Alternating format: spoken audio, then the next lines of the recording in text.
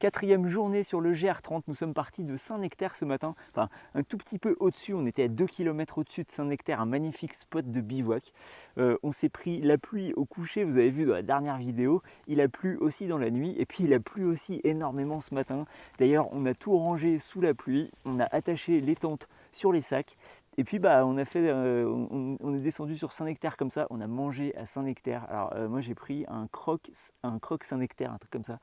Mais c'était un délice avec le Saint-Nectaire fondu par-dessus. Bref, ça faisait trop du bien de manger ça avec des pains au chocolat, avec une boisson chaude au chocolat. Bref, c'était un petit déjeuner de rêve. Ensuite, on est parti.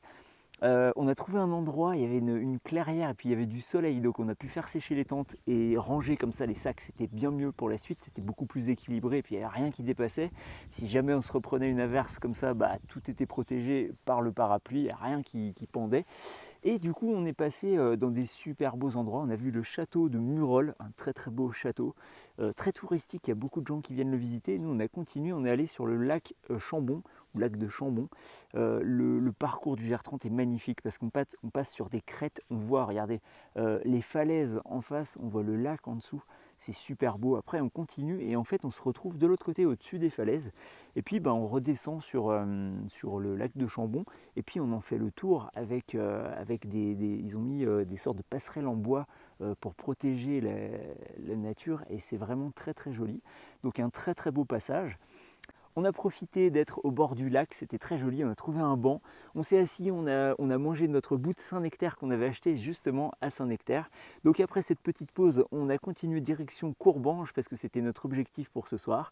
On a trouvé dans la forêt de Courbange ici, alors je me suis renseigné, le bivouac est toléré, autorisé ici à condition de ne pas faire de feu de camp, de feu de bois. Voilà, pas de souci pour nous.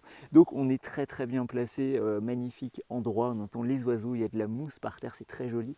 Donc on est à Courbange et voilà, c'était notre étape. On a fait, comme on est parti d'un petit peu avant Saint-Nectaire, on a fait 25-26 km. Voilà, donc demain on continue notre périple. Je voulais juste dire un petit point sur les sources d'eau qu'on trouve dans les petits villages qu'on traverse. Donc en fait on ne les trouve pas forcément tout de suite. À Saint-Nectaire il y a un petit robinet sous la fontaine.